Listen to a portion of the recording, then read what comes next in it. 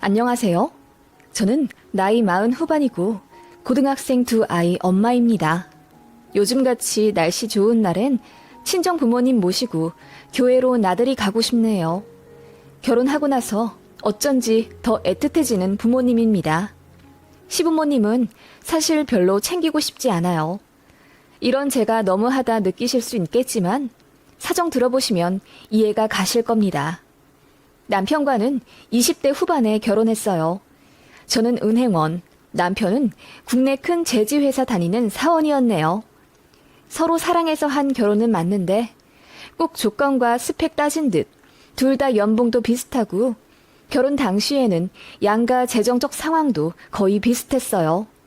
노후 준비는 잘 되어 있긴 하지만 그렇게 여유롭진 않은 편이었고요. 시댁은 서울과 인접한 경기도 모 도시에 살고 계셨고 친정은 강원도 도시에 살고 계세요. 저희 친정은 40평대 아파트 자가에 살고 계시고 시댁은 23평에 사셔서 솔직히 경기도랑 강원도 집 시세가 차이 난다지만 평수 때문에 집값은 비슷했어요. 이렇게 봐도 저렇게 봐도 또이또이한 양가 사정인데 시댁에서는 저희 친정이 강원도 산다며 무시하시더라고요. 사실 제가 강원도에서 나고 자란 게 아니고 친정 엄마께서 이모들이랑 가깝게 살고 싶다고 하셔서 자식들 다 독립시키고 이사를 가신 건데 툭하면 저희 친정이 시골에서 살아 모든 게 촌스럽다 하시더라고요. 저희 시어머니가 얼마나 이상한 분인지 이야기하기 위해 몇 가지 사건을 써볼게요. 결혼 준비할 때도 저희 친정엄마가 고른 한복을 보며 시어머니가 어머, 도시에선 혼주 한복으로 이런 색 잘 매치 안 하던데 강원도에선 이렇게 하나 보죠? 라고 하며 비웃으시더라고요.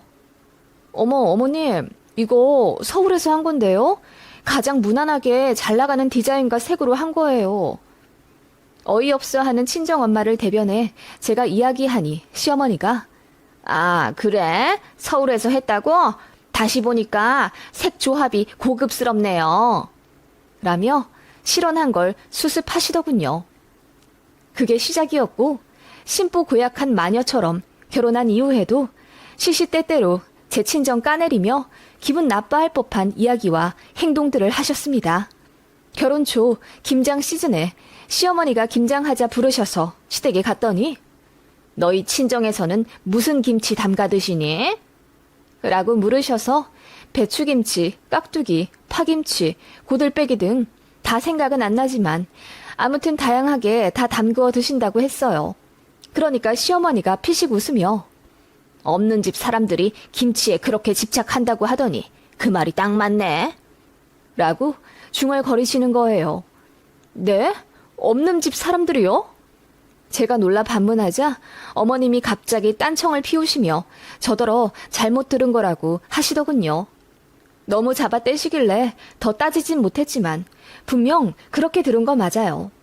진상은 하나만 하지 않는다고 제 친정 무시하는 건 당연하고 어머님은 결혼 생활 내내 저도 그렇게 부려먹지 못해 안달이셨어요. 평일에 일하느라 주말엔 좀 쉬고 싶은데 가까이 사니 일주일에 한 번은 와야 한다며 그렇게 저희 부부를 부르시더라고요. 차로 40분 거리니 일주일에 한 번씩 와서 밥 먹고 가도 된다고 하시는데 말이 40분이지 주말이면 차 막혀서 편도 1시간 반도 넘게 걸려요. 그리고 한 번 가면 근처 사는 시이모네 집도 가자. 방앗간 가자. 전등 좀 갈아라. 다음 주에 집에 누가 오는데 장 좀 봐와라 하시며 어머님 볼일을 몰아서 다 시키셨어요. 그래서 남편도 피곤해했고 저도 점점 가기가 싫어지더라고요. 시댁에 오라고 하도 성하셔서 가면 어머님은 소파에 앉아 손 하나 까딱 안 하시고 세아가 냉장고에서 돼지고기 좀 꺼내서 양념에 재워놓거라. 점심에 먹자. 하시며 제가 밥상을 차리도록 유도하세요. 남편이 같이 하려고 하면 어머님은 그게 또 못마땅한지 아들, 엄마 다리가 아파서 요새 산책을 못했더니 바깥바람이 너무 쐬고 싶네. 세아가 밥 차릴 동안 우린 잠깐 마실 좀 다녀오자. 하시며 제 남편 팔짱을 끼고 밖으로 끌고 나가시는 거예요. 그런 식으로 뭐 작은 방에 벌레가 있다며 데리고 들어가시질 않나. 통장 정리를 좀 해달라며 ATM기 갔다 오라는 별 시덥잖은 심부름을 시키며 어떻게든 제 남편이 부엌에 못 들어가게 하셨어요. 남편은 집에서 가사 분담 잘하는 편이라 설거지도 잘하고 요리도 잘하는데 어머님이 그 얘기 듣고는 너무 안쓰러우셨나 봐요. 그래서 본인 집에 와서는 아들이 푹 쉬었으면 좋겠다 하시며 그렇게 저만 부려 먹으시더군요. 저는 뭐 일 안 하나요? 애 낳고 관뒀지만 저 은행 다닐 때 새벽에 출근해 밤에 왔어요. 남편보다 업무 시간 더 길고 출퇴근 거리도 멀어서 정말 고생하며 다녔거든요. 그런데 그렇게 본인 아들만 대놓고 싸고 도니까 저는 기분이 나쁠 수밖에 없었어요. 결혼 초기에는 그런 시어머니한테 서운은 했지만 많이 참았네요. 그러면서 자연스럽게 친정엄마가 애틋해지더라고요. 제 남편도 그런 제 심정 이해해주고 시댁 왕래를 줄이고 그만큼 친정도 가려고 노력해 주었어요.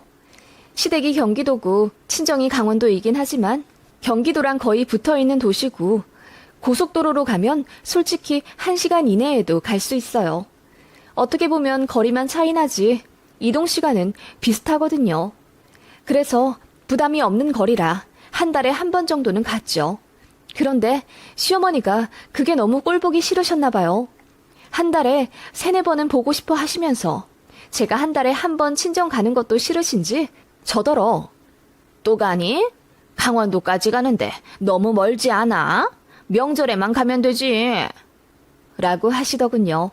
그래서 고속도로로 가면 1시간이면 간다고 했죠. 어쩔 땐 시댁 가는 것보다 더 빨리 도착한다고 했더니 입 꾹 다물고 아무 말 안 하시더군요. 친정 시댁 왕래하는 횟수로도 예민하게 구시더니 생신 챙겨드리는 것도 엄청 민감해 하셨어요. 시어머니랑 친정엄마 생신이 공교롭게도 15일 차이가 납니다. 시어머니가 좀 더 빠르세요.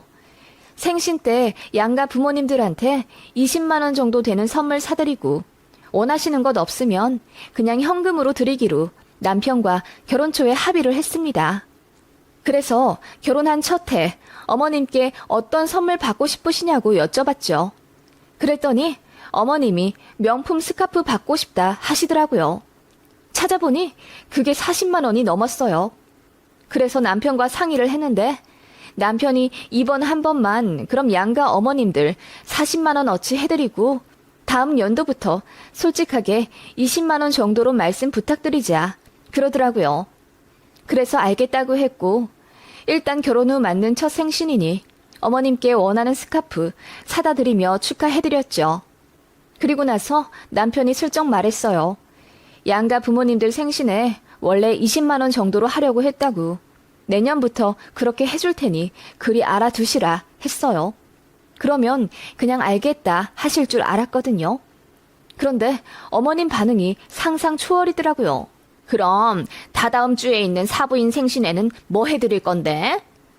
라고 물으시길래 여쭤보니 사고 싶은 거 없다고 하시길래 똑같은 스카프 해드리거나 현금 드리려고 한다니까 어머님이 얼굴이 벌개져서 난리를 치시더라고요. 뭘 똑같은 걸 하려고 해? 니들 돈이 그렇게 많아? 그냥 적당히 해드리면 되지.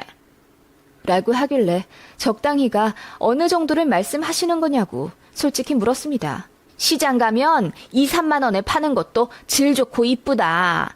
강원도에서 하고 다니실 건데 뭐 하러 도시 사는 나랑 똑같은 명품을 드리려고 해.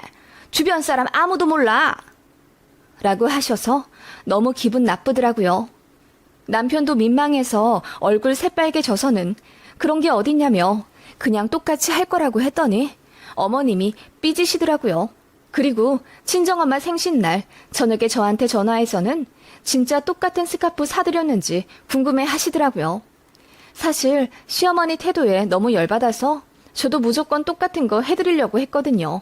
그런데 엄마가 본인은 명품 관심도 없고 스카프 잘 하지도 않는다 하며 얼굴만 보러 오라고 하셨어요. 그래서 그날 식사만 대접해드리고 현금 봉투 드렸더니 친정엄마가 신혼부부 돈도 없는데 뭐하러 40만 원이나 주냐 하시며 한사코 안 받는다 거절하셨거든요. 그리고 제 남편 주머니에 기름값 하라고 10만 원 넣어주신 친정엄마였어요. 그래서 우리 친정엄마는 스카프 필요 없고 돈도 안 받으셨다. 밥만 사드리고 오히려 10만 원 받고 왔다고 그냥 대놓고 다 얘기했습니다. 그랬더니 민망해 하시더라고요. 그뿐만이 아니라 제가 친정에 전화하는 횟수도 궁금해 하시고 그러시더라고요. 제가 조금이라도 친정에 더 친밀한 태도를 보이면 질투를 엄청 하셨어요. 그리고 저희 오빠가 아기를 낳아서 제가 첫 조카 생긴 기념으로 100일에 반지를 해줬거든요. 그걸로도 난리를 치시더라고요. 해줄 거면 신호 딸한테도 해주라면서요. 시조카는 제가 결혼했을 때 이미 유치원생이었는데 무슨 100일 반지를 이제 해줘요. 제가 어린이날이나 생일을 안 챙겨주는 것도 아닌데요. 어머님은 그래도 그게 아니라 하시며 좋은 마음으로 신우딸도 챙겨주라 하시더라고요. 남편이 더 황당해 하면서 대꾸도 하지 말자 하더라고요. 시어머니는 그런 사람이었습니다. 제가 조금이라도 친정을 챙긴다 싶으면 배알 꼴려 하는 게 눈에 보였어요. 애 낳고 나서는 더 했습니다. 양가의 손자 보여드리는 횟수를 달력에 치밀하게 기록하시더라고요.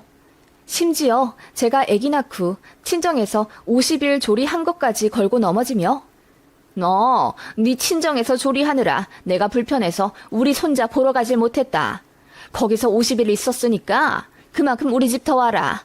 우리 손자 돌 되기 전까지는 무조건 주말마다 와. 알겠니? 라고 하시더군요. 저 조리해준다고 친정엄마가 고생 많이 하셨는데 무슨 편안하게 손자 보는 재미 누리신 것처럼요. 그런 망언 역시 남편이 칼같이 쳐내주긴 했지만 딱히 해결 안 되더군요. 그러면서 뭐 해주시는 건 하나도 없었어요. 솔직히 저희 결혼할 때도 양가에서 지원받은 것 없이 저희 힘으로 거의 반반 내서 결혼하고 보금자리 마련했고 그거 안타깝게 생각하신 친정엄마가 저희 첫 아이 태어났을 때 500만 원 해주셨어요. 조리도 해주셨고요. 그뿐만 아니라 아이 내복이며 속삭여도 친정엄마가 다 챙겨주셨고요. 그런데 시댁에서는 저희 아들 베네쩌구리 받은 게 다였습니다. 백화점에서 사셨다고는 하는데 그래봤자 3만 원대예요. 그리곤 제일 좋은 백화점 표라며 첫 손주 태어나자마자 입혀야 된다며 병원에서도 간호사 붙잡고 누구 태어나면 이거 입혀달라 요구하시더라고요. 심지어 세탁하지도 않은 옷을요. 결국 병원에서 해주는 기본 베넷 입혀 나오니 어머님이 서운하다며 눈물 한 바가지를 흘리셔서 얼마나 어이없었는지요. 그리고 아들 이름 지을 때도 너무 스트레스 받았어요. 뱃속의 아이가 아들이라는 얘기에 시댁에서 엄청 좋아하시며 돌림자 토대로 이름을 지어주겠다 하시더군요. 그런데 신랑 쪽 돌림자가 진짜 너무 촌스럽고 별로예요. 남편도 평생 콤플렉스가 본인 이름인 사람이라 자기 자식만큼은 본인이 지어주고 싶다는 의지가 강렬했어요. 그래서 저희 부부가 알아서 짓겠다고 했더니 아버님도 알겠다 수긍하시는데 어머님이 난리를 치시더라고요. 우리 핏줄이니 무조건 돌림자 써야 하고 이름도 어머님이 지어주려고 철학관을 다 알아보셨다는 거예요. 저한테 전화 자꾸 하시는 거 제가 스트레스 받아 하니 남편이 다 알아서 처리해주긴 했는데요. 결국 남편이 알아서 짓는 걸로 결론이 나니 어머님이 애 낳아도 저희 안 보겠다 하셨어요. 그런데 슬그머니 제 쪽으로 연락하시더군요. 아무튼 시어머니와는 이래저래 부딪힐 일이 많아서 애 낳고 나서도 한동안 힘들었어요. 손주 자주 보고 싶어 하시는 열망은 이해하겠는데 제가 친정에 가는 걸 너무 노여워하시니 짜증이 나다 못해 억울해지더군요. 제가 친정 가 있으면 거길 또 가냐? 몇 주 전에 가놓고 그 먼 곳을 애 데리고 또 가? 우리 손자 힘들다. 너무 자주 가지 마라. 라고 하시더군요. 가는 시간 뭐 시댁이나 친정이나 비슷비슷하고 환경도 친정이 훨씬 좋아요. 집도 더 넓고 또 친정엄마가 제 아이 위해서 집에 매트도 싹 깔아놓고 정수기도 새로 바꾸고 그러셨거든요. 그리고 제가 친정에 애기 데리고 가면 솔직히 엄마가 다 봐주세요. 밥도 해주셔서 저랑 남편은 친정엄마가 해주시는 밥 먹고 작은 방 들어가서 자요. 그런데 시댁 가면 어머님은 일단 오기 전에 저더러 장 봐오라고 리스트를 문자로 보내놓으세요. 그리고 어머님 손이 아프다, 허리가 욱신거린다 하시며 애 낳은 저더러 밥상 차리게 유도하시죠. 애도 저희가 다 봐요. 그렇게 사랑한다는 손주면서 저희 애가 똥이라도 싸면 어머, 나는 비위 약해서 이런 거 못해 하시며 단 한 번도 기저귀 갈아주지 않으셨고 애는 5분 정도 안아보신 뒤 저희한테 넘겨요. 어머님 팔이랑 허리가 아프다 하시면서요. 그러면서 시댁 자잘한 일들 다 모아뒀다가 저희한테 처리해달라 하셔서 솔직히 시댁 가면 애 보랴, 시댁일 하랴 너무 힘들어요. 남편도 자기가 보기에 양가 방식이 너무 차이가 나니 민망해 하더라고요. 그리고 처가댁 가는 걸 더 좋아했어요. 아이도 저도 더 편안해하고 남편 본인 몸도 편하거든요. 그래서 어느 순간부턴 남편이 나서서 제 친정엄마랑 통화해 친정 가는 날짜를 적극적으로 잡더라고요. 그런 모습을 보며 시어머니가 점점 뿔이 나시더니 나중엔 폭발하시더라고요. 왜 친정에 더 자주 가냐며 언성을 높이더니 나중엔 울기까지 하시더라고요. 제가 나설 필요가 없었어요. 남편이 이야기하더군요. 친정은 장모님이 애를 위해서 집을 다 치워놓고 밥도 다 해주시고 애도 다 봐주셔서 와이프보다 본인이 더 편하다고 했더니 어머님이 할 말 없으신지 입을 꾹 다무시더군요. 맘 같아선 연끈 차고 소리치고 싶은데 손주가 아른거리니 성질대로 못하겠고 아주 바짝 약이 오르신 것 같았어요. 아들한텐 차마 한 소리 못하고 만만한 저 붙잡고 결혼이라는 게 뭐니? 너는 시집을 온 거야. 네 시댁이 잘해야지. 친정에 자꾸 가버릇하면 되니? 우리 손주한테 할머니는 나야. 왜 할머니는 그냥 어쩌다 한 번씩 만나는 친척이라고? 라고 하시길래 어머님, 그렇게 따지면 애기 아빠도 장가 온 거예요. 라고 했더니 자꾸 말대꾸 하지 말라 하시더군요. 그러면서 제가 애도 낳았는데 너무 생각이 없다는 거예요. 결혼하면 출가 외인이라는 말도 있지 않니? 요즘 사람들 결혼하면서 시댁 친정 똑같이 하려고 하는데 그거 아주 멍청한 짓이다. 여자는 결혼하면 시부모님이 내 부모야. 시댁이 내 부모님 집이고 여자는 남자 집에 들어오는 것이기 때문에 무조건 시댁에 잘해야 한다. 어머님, 제가 시댁에 못한 게 뭐가 있어요? 어머님 요구에 다 응하진 못했지만 안부 전화도 종종 했고 시댁도 자주 왔잖아요. 어버이날, 생신, 명절 전부 다 챙겨드리고 또 시댁 가서 밥도 차려드리곤 하는데 제가 아직도 그렇게 모자란 며느리예요? 저도 처음으로 대들듯 이야기하자 어머님이 당황하시더군요. 저도 더 참기가 싫었거든요. 어머님, 출가 외인이요? 조선시대도 아니고 저를 꽃같이 키워주신 제 부모님이 이 얘기 들으시면 속상하시겠어요. 저 오빠랑 차별 없이 사랑받으며 컸어요. 그런데 여자라는 이유로 결혼하면 친정을 등한시해야 해요? 제가 왜요? 저는 제 부모님 엄청 사랑하는데 왜 연끈길 바라세요?